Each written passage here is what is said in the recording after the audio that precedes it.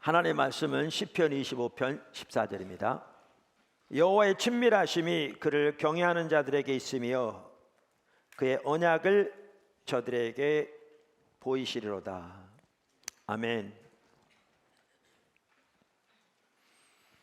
우리가 작년 연말부터 하나님의 뜻을 위해 그리고 하나님의 뜻을 따라 사는 삶에 대해서 살펴보고 있습니다.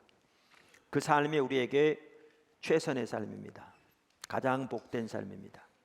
자, 오늘은 성령의 음성을 듣는 자세들을 살펴보고자 합니다. 제가 이제 하나님의 뜻을 어떻게 분별할 것인가, 그 가장 기본적인 몇 가지 점들을 살펴보려고 하는데, 그 전에 이 부분을 좀 살펴보는 게 필요할 것 같더라고요. 그래서 그동안 우리가 영적 분별력을 위한 자세들을 많이 살펴봤는데, 이 부분을 토대로 우리가 성령의 음성을 듣는 데 있어서 우리가 어떠한 자세로 하나님 앞에 나가야 될 것인가 라는 부분들을 살펴보려고 합니다. 성령의 음성을 듣는 기본적인 자세들에서 저는 세 가지를 살펴보려고 하는데요. 첫째는 하나님의 얼굴을 구하는 삶, 둘째는 하나님의 주도권 아래 엎드리는 자세, 셋째는 순종하고자 하는 자세입니다. 세 가지가 뭐라고요? 첫째는 하나님의 얼굴을 구하는 삶, 둘째는 하나님의 주도권에 엎드리는 자세, 셋째는 순종하고자 하는 자세. 머리가 좋습니다. 자, 그럼 하나씩 간단히 살펴보죠. 첫째, 하나님의 얼굴을 구하는 삶. 이 부분은 우리 신앙의 가장 중요한 자세입니다. 우리가 해야 할, 반복적으로 말씀드린 대로. 그래서 오늘은 우리가 수없이 많이 살펴봤기 때문에 자세하게 살펴보려고 하지 않고요, 간단히 언급하고 넘어가려고 합니다. 하나님은 하나님과의 친밀한 교제 가운데 있는 자에게 하나님의 뜻을 알리십니다. 하나님은 하나님과 친밀한 교제 가운데 있는 자에게 하나님의 뜻을 알리십니다. 할렐루야. 여러분, 사람도요, 친한 사람에게 속마음을 털어놓습니다. 부부 사이도 얼마나 친한지 안 친한지 어떻게 하는 줄 아십니까? 속마음을 털어놓는지 안 털어놓는지 보면 알 수 있습니다.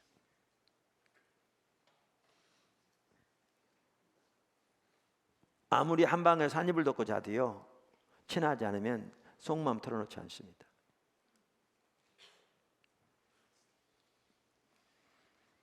그래서 하나님과의 친밀한 교제, 하나님과의 관계에 있어서도 하나님은 하나님과의 친밀한 교제 가운데 있는 자들에게 하나님의 의중을 알리십니다.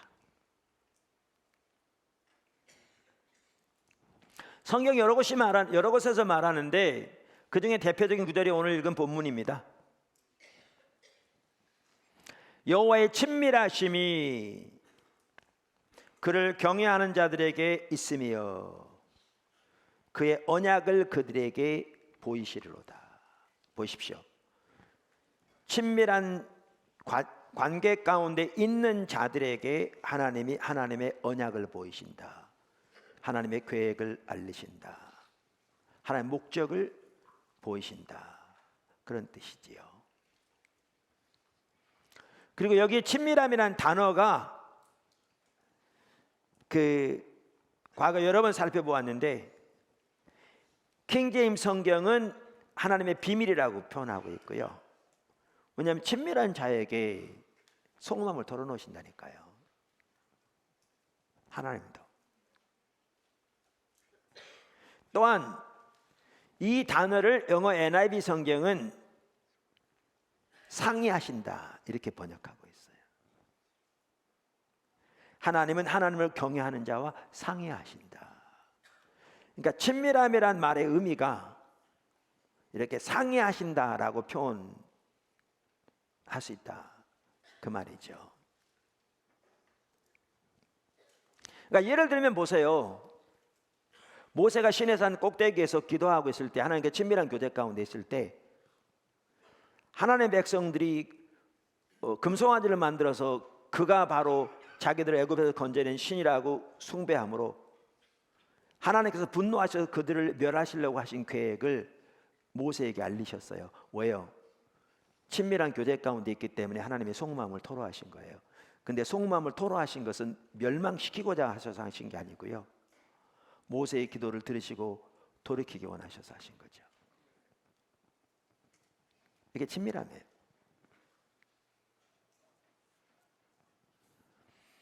그래서 하나님은 하나님의 뜻을 하나님과의 친밀한 교제 가운데 있는 자들에게 보이십니다. 알리십니다.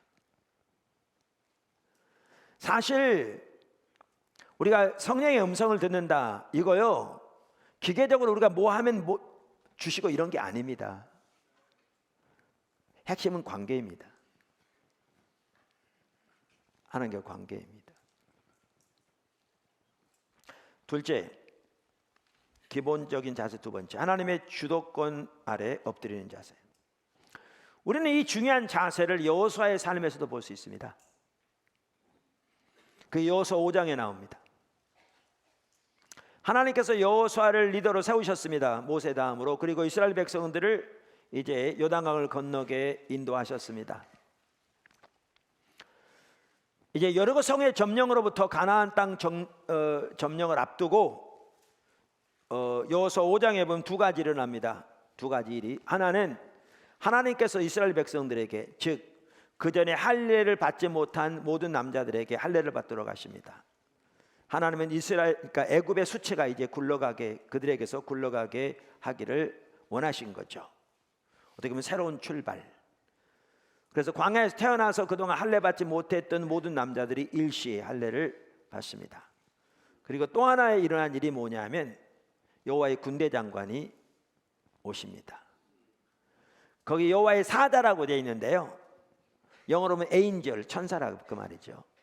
그런데 이 천사는, 사자는 일반 천사와 다릅니다. 그래서 그 앞에 정관사가 붙어 있고요, 그 다음에 영어로 에인젤 할 때 그 A를 항상 대문자로 씁니다. 학자들은 성육신하기 전에 예수님이 오신 것이라 이렇게 이해합니다.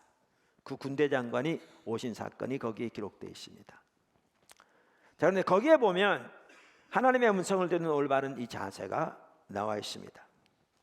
5장 13절 보시죠. 여호수아가 여리고에 가까이 이르렀을 때에 눈을 들어본즉 한 사람이 칼을 빼어 손에 들고 마주 서 있는지라. 여호수아가 나아가서 그에게 묻되 너는 우리를 위하느냐 우리의 적들을 위하느냐 하니, 그러니까 쉽게 말하면 당신은 우리 편이냐 아니면 원수 편이냐 그 말이죠. 그가 이르되 아니라. 우리말 성경에는 그냥 아니라 이렇게 되어 있는데요, 영어 NIV 성경에는 neither 이렇게 되어 있습니다. 둘 다 아니라 그 말이죠. 그러니까 하나는 여호와의 군대 장관이 오셨으니까 적들의 편이 아닌 것은 금방 알죠. 근데 동시에 여호수아의 편이 아니라고 그러십니다. 이 말이 무슨 말인가는 이제 조금 이따 보면 알 수 있습니다. 그러면서 하신 말씀이 이 말입니다. 나는 여호와의 군대 대장으로 지금 왔느니라 하는지라. 여호수아가 얼굴을 땅에 대고 엎드려 절하고 그에게 이르되 내 주여 종에게 무슨 말씀을 하려 하시나이까. 바로 이 점인 겁니다.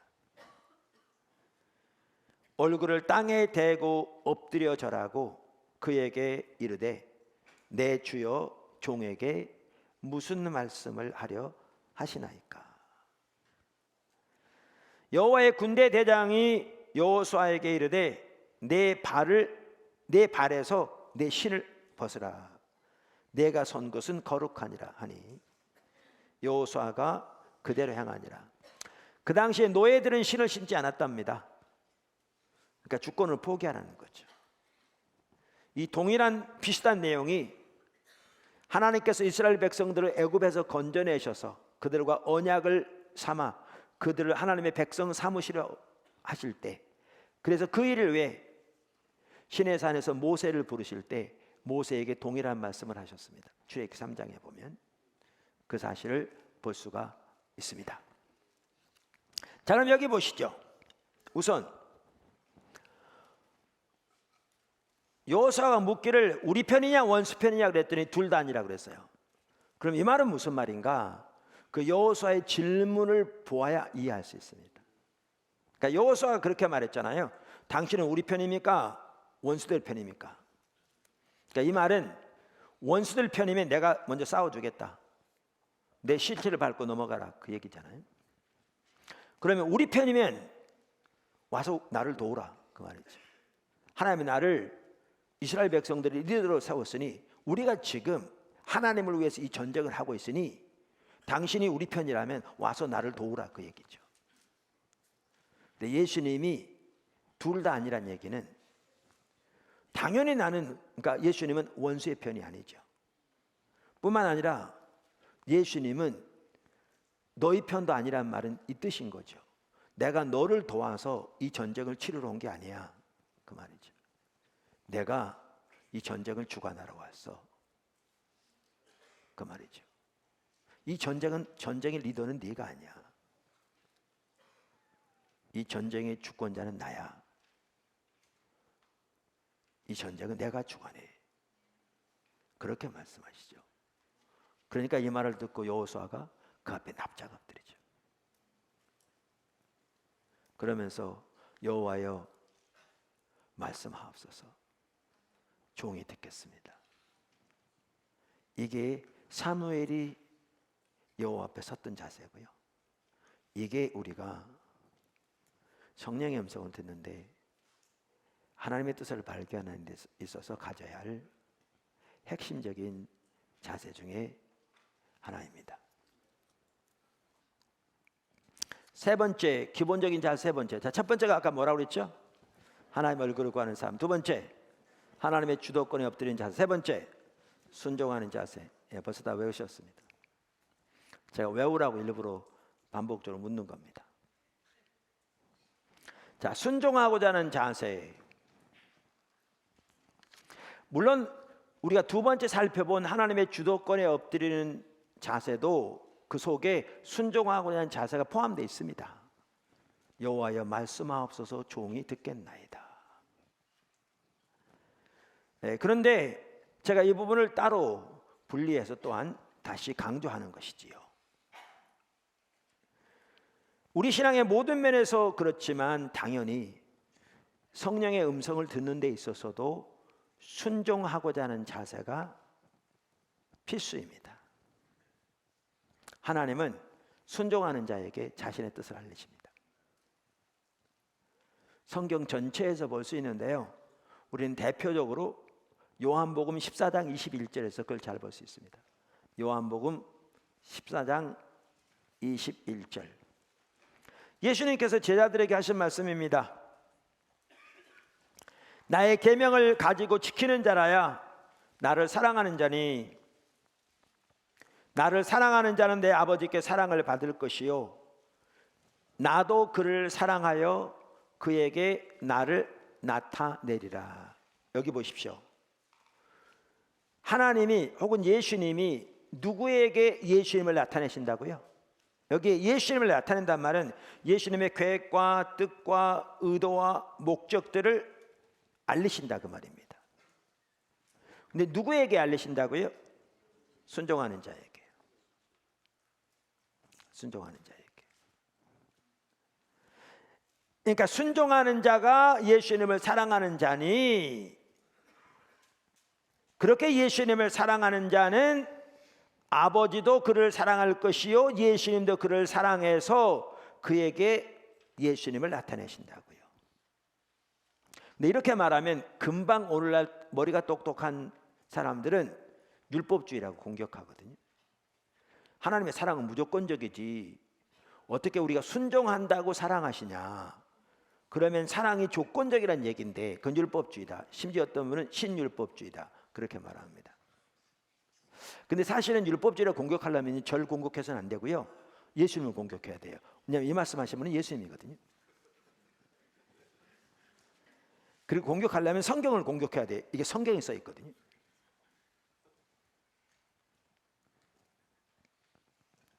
근데 예수님이 2000년 후에 머리 똑똑한 학자들이 이 말을 가지고 율법주의 내지는 신율법주의라고 공격할 걸 미리 아셨나 봐요. 그래서 15장에 답을 써놓으셨어요.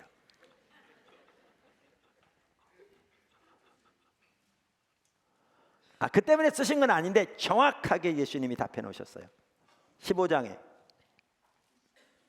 9절부터 보시면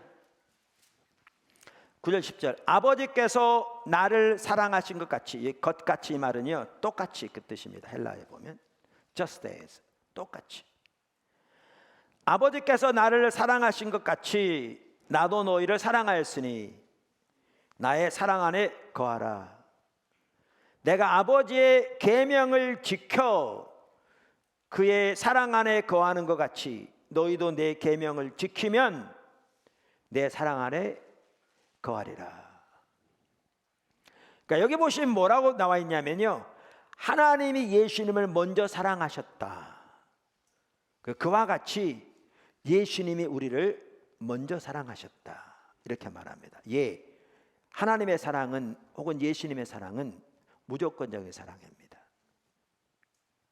우리를 먼저 사랑하셨습니다. 예수님이 공생애 시작하기도 전에 하나님께서 예수님에게 너는 내 사랑하는 아들이요 라고 말씀하셨습니다. 공생애를 통해서 많은 좋은 일을 하시니까 사랑했다고 말씀하신 게 아니라 공생애를 시작하기도 전에 너는 내 사랑하는 아들이요 라고 말씀하셨습니다. 근데 예수님이 이어서 이렇게 말씀하십니다. 이렇게 아버지가 예수님을 먼저 사랑하셨는데 예수님이 아버지의 명령에 순종함으로 그 사랑 안에 거하셨다. 그처럼 나도 너희를 먼저 사랑하였는데 너희가 내 명령을 지킬 때 내 사랑 안에 거하리라, 그 말입니다.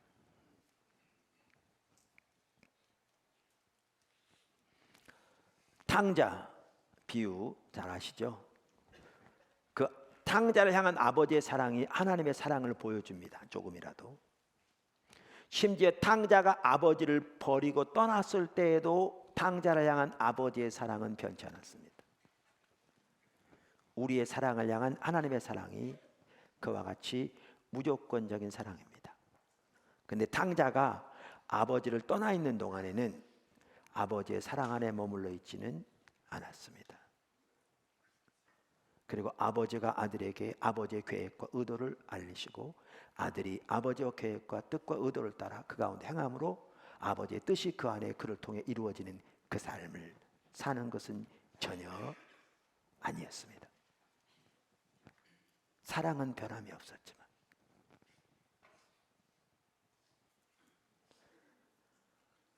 이와 같이 예수님께서 말씀하시면서 내 계명을 가지고 지키는 자라야 나를 사랑하는 자니, 다른 말로 하면 내 사랑 안에 거하는 자니, 이렇게 표현할 수 있겠죠. 15장에 연결한다면 거하는 자니, 그러한 자를 아버지가 사랑할 것이요 예수님도 사랑해서 그러한 자에게 아버지의 뜻을, 아버지의 의중을, 아버지의 계획을, 아버지의 성품을 나타내리라, 드러내리라, 그 말이죠. 이와 같이 우리가 하나님의 뜻을 깨닫고 분별하는 데 있어서, 그래서 그것을 위해 성령의 음성을 듣는 데 있어서 매우 중요한 기본적인 자세는 순종하는 자세입니다. 자, 기본적인 세 가지 자세를 살펴봤습니다. 그 세 가지 자세가 뭐라고요? 하나님을 걸고 하는 삶, 하나님의 주도권에 엎드리는 자세, 순종하는 자세, 순종하고자 하는 자세. 자, 그러면 이제 추가적인 자세 5가지를 살펴보겠습니다. 사실 나눠서 설교해도 좋은데요, 제가 한꺼번에 여러분들이 이 부분을 보면 좋겠다 싶어서 같이 살펴보려고 하고요. 다음 주에는 이것을 토대로 해서 하나님이 우리에게 하나님의 뜻을 보이실 때 우리가 어떻게 분별해서 따라가는데 또 어떤 요소들이 중요한가라는 점을 정리해서 살펴보려고 합니다. 추가적인 자세. 첫째, 하나님을 신뢰함으로 나가야 합니다. 할렐루야. 하나님을 신뢰함으로 나가야 합니다. 우리가 이미 우리의 영적인 눈을 가리는 요소들을 살펴보았습니다. 그렇죠? 그러면서 여러 가지가 있는데 그 중에 몇 가지를 살펴보았는데, 예를 들면 탐심과 세상사랑, 염려와 의심, 개인적인 야망과 시기, 죄와 죄책감, 미움과 분노, 이러한 것들은 우리의 영적인 눈을 어둡게 만들어서 소위 하나님의 음성을 전혀 듣지 못하게 만든다. 하나님의 뜻을 깨닫지 못하게 만든다 라는 것을 살펴보았습니다. 그 중에 하나가 뭐냐면 의심과 염려입니다. 의심과 염려.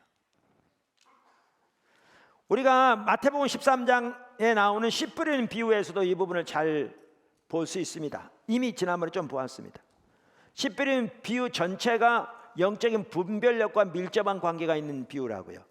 왜냐하면 예수님 비유를 말씀하시고 해석하시기 전에 그 사이에 영적 분별에 대해서 말씀하시거든요. 뿐만 아니라 길가에 뿌려진 씨가 어떤 씨입니까? 듣고 깨닫지 못한 자들을 말하고요. 그 길가가. 그 다음에 그 씨앗이 심겨져서 30배, 60배, 100배 열매를 맺은 좋은 밭이 뭐로 의미합니까? 말씀을 듣고 깨닫는 자들을 말하죠. 전체가 뭐와 관련되느냐? 영적인 분별력과 관련됩니다. 성경이 명확하게 말합니다. 그런데 그 영적인 분별력을 가리는 요소에 대해서 여기 13장 7절에 이렇게 말하죠. 더러는 가시떨기 위에 떨어짐에 가시가 자라서 기운을 막았고. 그러면 가시떨기에 떨어졌다는 말은 뭐냐? 어떤 사람들을 말하는 거냐? 말씀이 전파되되 예수님이 해석하시는데 22절에 이렇게 말씀하셨습니다. 가시떨기에 뿌려졌다는 것은 말씀을 들으나 세상의 염려와 재리의 유혹에 말씀이 막혀 결실하지 못하는 자요. 그러니까 말씀을 기쁨으로 받을 수 있습니다. 왜 싹이 날 수 있을지 몰라요. 그러나 재물의 유혹, 탐심 뿐만 아니라 세상의 염려와 근심이 말씀을 찔러서 열매를 맺지 못하게 한 거죠. 다시 말하면 세상의 탐심뿐만 아니라 세상의 염려와 근심이 영적인 눈을 가려서 깨닫지 못하게 한 거죠. 깨닫지 못하게 한 거죠. 그래서 우리가 성령의 음성을 듣기 위해 하나님의 뜻을 발견하기 위해 하나님 앞에 나아갈 때 반드시 가져야 할 자세 중에 하나가 믿음으로 나가야 합니다. 믿음으로 나가야 합니다. 여러분, 야고보서에 보면 우리 하나님 앞에 기도하더라도 의심하면 아무것도 하나님께 받을 것을 기대하지 말라 이렇게 되어 있습니다. 의심하는 자를 뭐에 비교했냐면 바람이 불면 바람에 따라 파도가 치잖아요. 그럼 그 파도에 떠밀리는 겨와 같다고 그랬어요. 정함이 없는 자라. 여러분, 염려와 근심은 어디에서 나오는 줄 아십니까? 염려와 근심은 환경과 그러니까 환경을 의지하는 데서 나오는 불신입니다.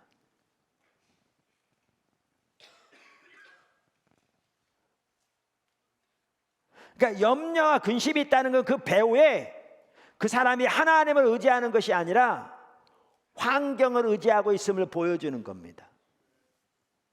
그러니까 그러한 사람들은 아까 성경이 말하는 것처럼 뭐에 의해서 흔들리냐면 환경에 따라, 세상의 풍조에 따라 흔들립니다. 이리 갔다 저리 갔다가 바람에 밀려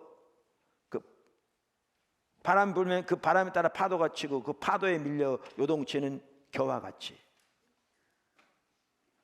그러니까 그러한 사람을 통해서 어떠한 하나님의 뜻도 이루어질 수가 없죠. 하나님 뜻을 분별할 수가 없죠.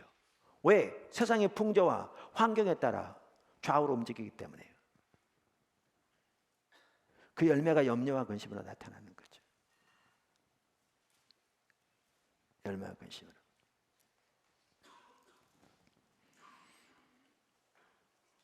그러니까 하나님께 나올 때는 반드시 믿음으로 나와야 합니다. 하나님을 신뢰함으로 나와야 합니다.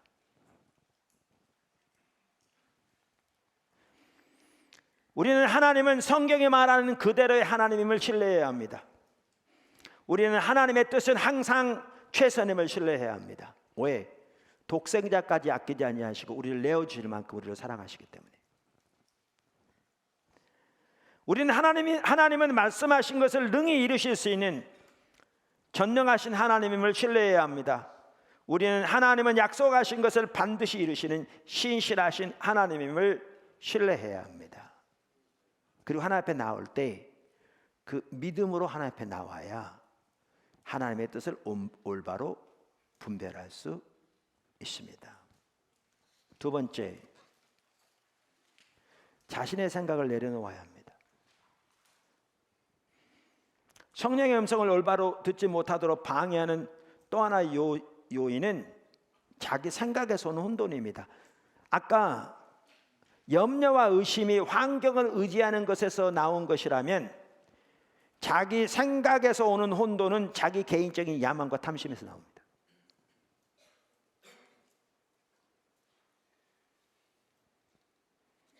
아까 제가 뭐라고 말씀드렸냐면 하나님의 뜻을 분별할 때 하나님의 뜻인가만을 분별해야 한다, 이렇게 말씀드렸는데요. 여기에 반드시 같이 가야 되는 게 있습니다. 그게 뭐냐면 자기 생각을 내려놓는 것입니다. 이게 같이 가지 않으면 이상한 모양이 됩니다. 이상한 모양이 됩니다.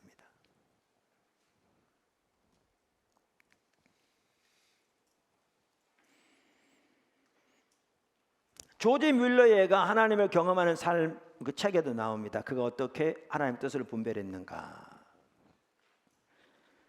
조지 뮬러 여러분 잘 아시죠? 저는 그분을 참 좋아합니다. 오래전 사람이지만. 그래서 제가 설교를 하도 많이 하니까 제 책에도 여러 번 나오고 여러분 많이 들으셨을 겁니다.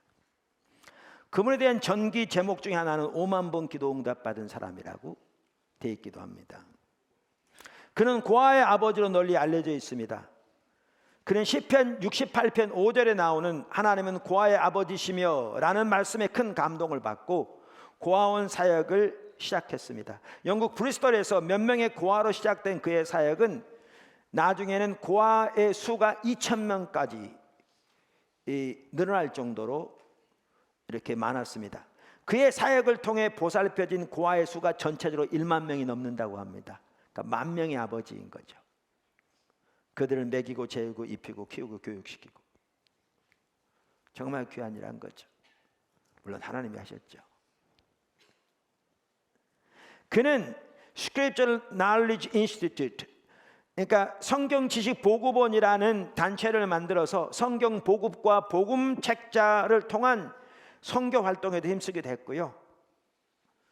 또한 그는 많은 교회들과 신학교들과 선교사들을 후원하기도 했습니다. 그 같은 시대인데 허드슨 테일러의 전기를 보면 조지 뮬러가 허드슨 테일러의 사역에도 재정적으로 많이 후원했던 걸 볼 수 있습니다.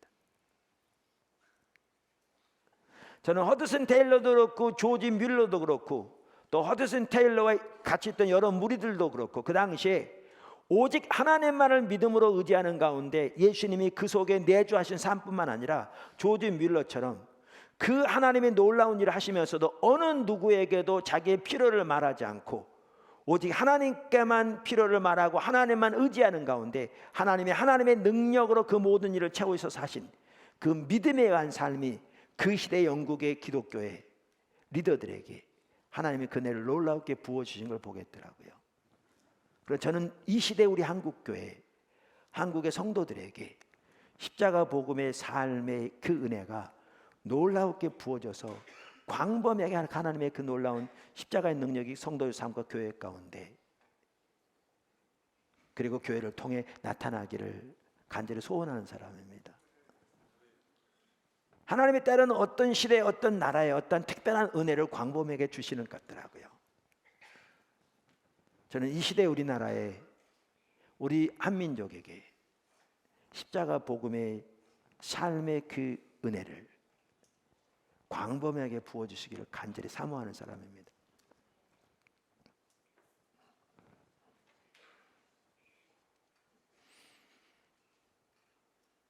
자, 그런데 어떤 그 보고서에 의하면, 보고서마다 물론 좀 다릅니다. 근데 어떤 보고서에 의하면 조지 뮬러 사역에 하나님이 채워주신 재정만 하더라도 7,500만 달러나 됐답니다.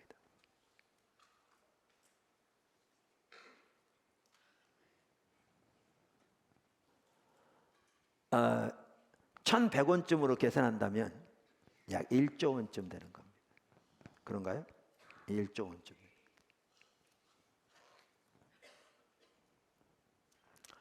그러한 조지 뮬러가 어떻게 하나님의 뜻을 분별했는가? 그는 그것이 하나님을 경험하는 삶 책에 요약되어 있는데 그 첫 번째가 이겁니다. 조지 뮬러 얘기입니다. 첫 번째가 하나님 뜻을 분별하는 첫 번째가, 제가 읽어보겠습니다. 처음에 제가 하고자 하는 일에 대하여 제 마음에 한치라도 자신의 뜻이 남아있지 않은 상태가 되기를 구한다. 보통 사람들의 문제 중 90%는 여기에서 시작된다. 우리의 마음이 하나님의 뜻을 행하고자 하는 자세를 가지고 있을 때, 이 말은 뭐냐면 그 위에 연결해 보면 철저하게 자신의 모든 뜻이 내려지고 오직 하나님의 뜻을 행하고자 하는 자세를 가지고 있을 때, 이 말입니다. 문제의 90%는 벌써 해결된 것이다. 이렇게 말합니다. 아까 제가 하나님 앞에 나아갈 때 하나님을 믿음으로 나가야 한다라고 설명드렸습니다. 믿음에는 무모함의 요소가 있습니다. 왜냐하면 어떤 분이 믿음을 어떻게 비유했냐면 가장 높은 다이빙 때에 뛰어내리는 것과 같은데, 문제는 물이 없는 거죠. 하나님이 뛰어내리라 그럼 채워줄게. 그래서 하나님 말씀하신 대로 이루실 것을 신뢰하고 자기의 존재를 다 갈고 슉 뛰어내리는 게 믿음이라 그 말이죠. 그게 믿음입니다. 세 번째, 성령의 음성을 들으려고 해야 합니다. 간단한 얘기지만요, 중요한 얘기입니다. 성령의 음성을 들으려고 해야 합니다. 요한계시록 2장과 3장에 보면 7 교회를 향한 예수님의 편지가 나옵니다. 근데 그 편지 중에서 예수님께서 반복적으로 하신 말씀이 있습니다. 7 교회 모두. 그 말씀이 뭔지 아십니까? 그 말씀이 귀 있는 자는 성령이 교회들에게 하시는 말씀을 들을지어다 입니다. 요한계시록 2장 7절, 11절, 17절, 29절, 3장 6절, 13절, 22절 보십시오. 뿐만 아니라 복음서에 보아도 예수님은 반복적으로 들을 게 있는 자 혹은 귀 있는 자는 들으라 말씀하셨습니다. 마태복음 11장 15절, 13장 9절, 43절, 마가복음 4장 9절, 23절, 누가복음 8장 8절, 14장 35절 등을 보십시오. 뭘 의미하는 줄 아십니까? 성령의 음성을 듣기를 적극적으로 추구하라 그 말입니다. 예수님의 명령입니다. 성경의 명령입니다. 이 시대 기독교인들에게 이 말 자체가 낯섭니다.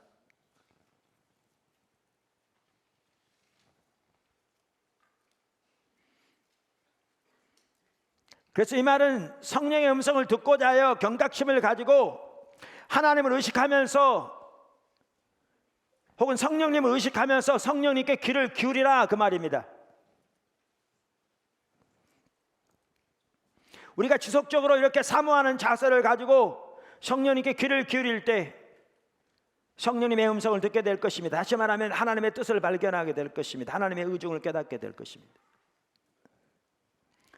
당연하게 들릴지 모르지만 성령의 음성은 듣고자 하는 자에게 들립니다.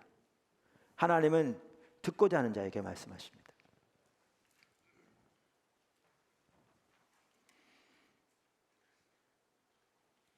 그래서 우리는 성령의 음성을 들으려고 해야 합니다. 우리가 신약시대에는 우리가 성령과 동의하는 삶이다. 핵심이 이미 살펴봤잖아요. 그 중에 하나가 뭡니까? 성령의 음성을 듣는 것, 성령의 뜻을 발견하는 것, 그 인도하심에 순종하는 것이라고 살펴봤잖아요. 네 번째, 하나님께 자주 물어야 합니다. 뭐라고요? 하나님께 자주 물어야 합니다. 성령의 음성을 듣고자 하는 자세와도 밀접한 관계가 있기도 한데요, 또 하나의 자세는 뭐냐면 자주 묻는 것입니다. 간단한 얘기 같지만 매우 중요합니다. 성령의 음성을 잘 듣는 사람들은 잘 묻는 사람들입니다. 자, 잠언서 3장 5절 6절 보실래요? 잘 아는 구절입니다. 너는 마음을 다하여 여호와를 신뢰하고 내 명철을 의지하지 말라. 너는 범사의 그를 인정하라. 그리하면 내 길을 지도하시리라. 자, 이 구절 잘 압니다. 우리 많은 그 실업인들의 사무실에 가면 이 구절이 써 있습니다. 때로는 이렇게 목각으로 다 이렇게 새겨가지고 액자를 만들어 걸어놨습니다. 우리의 신앙생활, 우리의 사업에 있어서 매우 중요한 하나의 지도죠. 하나님의 중요한 말씀입니다. 자, 그럼 보십시오. 우리가 액자에 걸어놓은까지만 있으면 상관없는데 실제로 이 말씀대로 살려면 성령의 음성 듣지 않으면 불가능합니다.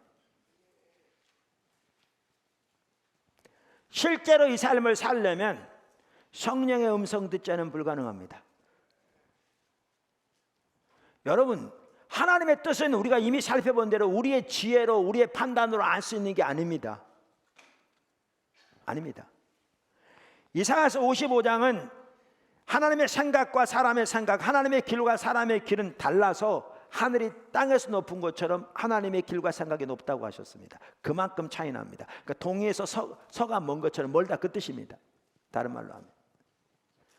근데 동해에서 서를 말하지 않고 하늘과 땅을 비유한 것은 그만큼 하나님의 생각과 뜻이 사람의 생각과 뜻보다 높다, 그 말입니다. 최선이다, 그 말인 거죠. 뿐만 아니라 고린도전서 2장 9절과 10절에 보면 성경은 명확하게 말씀하시기를 하나님이 자기를 사랑하는 자들을 위하여 예비하신 모든 것은 눈으로 귀로 듣고 볼 수 있는 게 아니라 오직 성령께서 우리에게 보이시고 깨닫게 하셔야 가능하다, 이렇게 말하고 있습니다. 그러니까 하나님의 뜻을 잘 알기 위해 성경을 잘 알아야 합니다. 말할 것도 중요합니다. 그러나 성경적인 지식이 뛰어나다 하나님 뜻을 알 수 있는 게 아닙니다. 우리가 여러 번 살펴본 것처럼 바리새인들은 성경적인 지식이 누구보다 뛰어났고, 뿐만 아니라 바리새인들은 성경적인 지식이 정통적이었지만 하나님의 뜻을 전혀 알지 못했습니다. 그 시대를 향한 하나님의 목적을 전혀 깨닫지 못했습니다. 그래서 하나님의 뜻을 알려면 하나님께로부터 들어야 합니다. 성령께서 우리의 마음을 열어 깨닫게 해주셔야 합니다. 인간적인 지식으로 깨닫는 것을 말하는 게 아닙니다. 지혜와 계시의 영을 통해 우리의 마음을 열어 깨닫게 하셔야 하는 겁니다. 다른 말로 하면 성령으로부터 들어야 합니다. 그래서 아까 말한 잠언서만 하더라도 우리가 많이 걸어놓은 액자인데 좋은 말씀인데 그냥 듣고 마음에 감동받는 건 상관이 없지만 실제로 그대로 살려면 하나님께부터 들어야 합니다. 다른 길이 없습니다.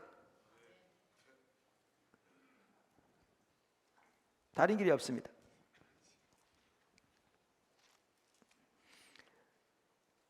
IQ가 3000이고 1000년을 살았고 박사학위가 500개가 있어도 자기의 지식과 경험을 가지고는 하나님 뜻을 알 수 없습니다. 하나님의 뜻은 성령을 통해 하나님께서 우리의 마음을 열어 깨닫게 해주셔야만 우리가 알 수 있습니다. 그래서 하나님께부터 들어야 합니다. 그런데 하나님은 묻는 자에게 자주 말씀하십니다. 그래서 우리가 성령의 음성을 듣기 위해 매우 중요한 한 가지 자세가 뭐냐? 하나님께 묻는 것입니다. 다섯 번째, 보충적인 자세의 다섯 번째, 하나님 앞에서 잠잠히 기다리는 것. 매우 중요한 자세입니다. 흔히 말하는 성령의 세미한 음성을 듣기 위해 매우 중요한 한 가지 자세는 하나님 앞에서 잠잠히 기다리는 것입니다. 성경은 여러 곳에서 하나님 앞에서 잠잠히 기다리는 것에 대해서 말하고 있습니다. 시편 몇 구절만 보아도 그렇습니다. 시편 62편 1절 2절 나의 영혼이 잠잠히 하나님만 바라며 나의 구원이 그에게서 나오는도다. 오직 그만이 나의 반석이시요 나의 구원이시요 나의 요새이시니 내가 크게 흔들리지 아니하리로다. 시편 33편 22절 여호와여 우리가 주께 바라는 대로 주의 인자하심을 우리에게 베푸소서. 시편 42편 2절 내 영혼이 하나님 곧 살아계시는 하나님을 갈망하나니 내가 어느 때에 나가서 하나님의 얼굴을 배울고. 시편 20편 4절 내가 여호와께 바라는 한 가지를 그것을 구하리니 곧 내가 내 평생에 여호와의 집에 살면서 여호와의 아름다움을 바라보며 그의 성전에서 사모하는 그것이라. 여기 하나님 앞에서 기다린다 이 말은요, 이런 구절들을 보아도 아시듯이 잠잠히 신뢰하며 고요하게 기다리는 것을 의미하고요, 거기에 같이 가는 게 뭐냐면 갈망하는 것, 간절한 기대를 가지고 기다리는 것을 말합니다. 그래서 어떤 분은 이 부분에 대해서 이렇게 얘기합니다. 강렬하고 고요한 신뢰를 가지고 잠잠히 기다리며 그분의 임재를 갈망하고 그분에 대한 간절한 기대를 가지는 것, 그분이 나타나실 것을 알기 때문, 간절히 기다린 후 당신의 마음이 그분의 마음과 하나로 얽힐 때 생겨나는 하나님을 경험하는 것, 이렇게 표현합니다. 오늘 저는 성령의 음성을 듣는 자세를 살펴봤는데요, 이러한 자세들을 가지고 주님 앞에 나아가 주님을 찾으며 주 앞에서 기다릴 때 주님이 택하신 때 주님의 방법으로 우리에게 주님의 뜻과 주님의 계획과 주님의 목적과 주님의 의도와 주님의 성품을 알리십니다. 그걸 통해 우리는 하나님의 뜻을 알게 되고 하나님의 계획을 알게 되고 그 하나님의 뜻과 계획을 위해 우리의 삶을 조정해 순종해 감으로 하나님의 뜻이 우리 삶과 우리 삶을 통해 이루어지는 놀라운 축복을 경험할 수 있습니다. 이 부분은 바로 다음 주에 살펴볼 것입니다. 포도나무의 모든 지체들이 성경에 나오는 하나님의 사람들이 살았던 이 삶대로, 성경은 우리 삶의 기준입니다. 우리가 어떻게 할 때 하나님과 동행하는 삶을 살 수 있는가, 어떻게 하나님을 경험할 수 있는가, 어떻게 하나님 뜻을 우리 삶에 경험할 것인가, 발견할 것인가 등등을 보여주는 건데, 하나님의 말씀에 이미 계시되고 보여진 대로 그 길을 따라 주 앞에서 기다리며 주님을 찾을 때 오늘날 우리 가운데 함께 하신 하나님의 성령께서 하나님의 뜻을 여러분의 삶 속에 깨닫게 하시고 여러분의 삶 속에 보이심으로 여러분이 하나님과 동행하는 삶을 살게 되고 그 놀라운 복된 최선의 축복의 삶이 여러분에게 영이 될 것입니다. 그러한 성도와 포도나무 교회가 되기를 주님의 이름으로 축원합니다. 기도하겠습니다.